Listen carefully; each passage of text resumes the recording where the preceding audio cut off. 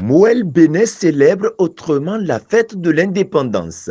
Cette formation politique a initié à l'occasion de cette célébration une conférence grand public sur des thèmes de développement. Cette initiative qui se veut tournante dans les 12 départements a été lancée officiellement à Boïcon. C'est heureux que nous puissions ce jour mener des réflexions hardies au sujet de ce qui doit véritablement constituer le socle de notre souveraineté.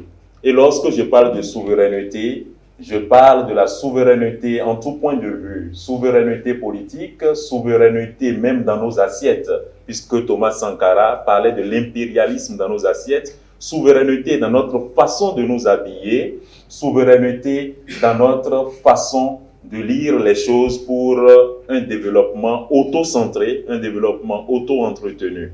C'est pour cela qu'il y a 3 piliers que nous allons pouvoir ressentir à travers ces différentes conférences que nous aurons. Il y a le pilier de l'information qui doit nous conduire à la formation et cette formation nous conduira à la transformation.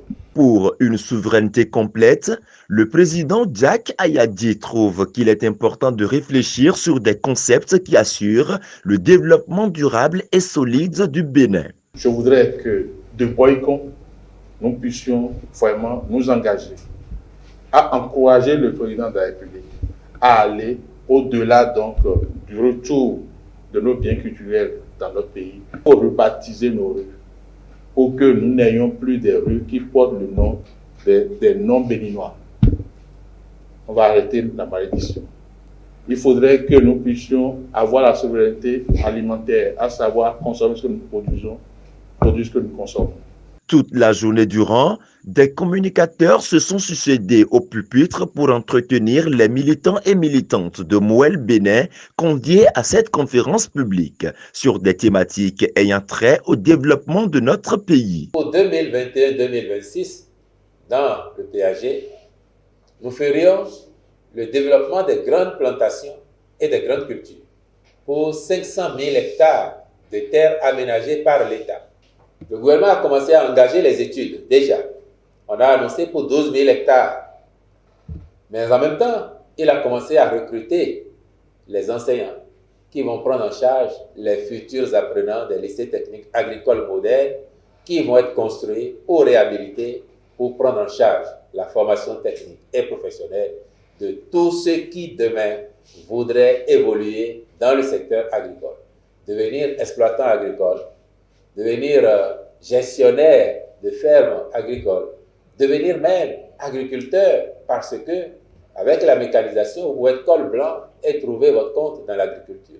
Nous avons commencé à faire ça. Et on recrute là 662 aspirants au métier d'enseignants des lycées techniques agricoles qui vont être formés davantage. Ils avaient déjà une base, mais ils vont être formés pour être mis aux normes des ambitions attendues par le gouvernement pour la prise en charge du secteur agricole dans les années à venir.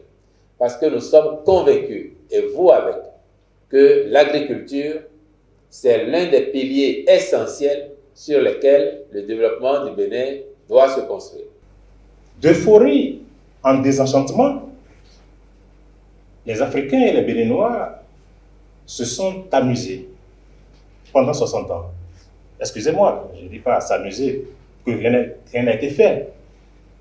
Mais ce n'est qu'à partir de 2016 que moi, principalement, j'ai commencé par comprendre en réalité ce que c'est que le développement. Quand je parlais tantôt d'euphorie, je parlais d'euphorie des indépendances. 1960. Ok, nous sommes indépendants, voici le blanc est parti, nous aussi, comme on dit, Medjemedesi. Et Bika Djemedesi, Nyeyo, Ntemika Zemedesi, Djiozewana.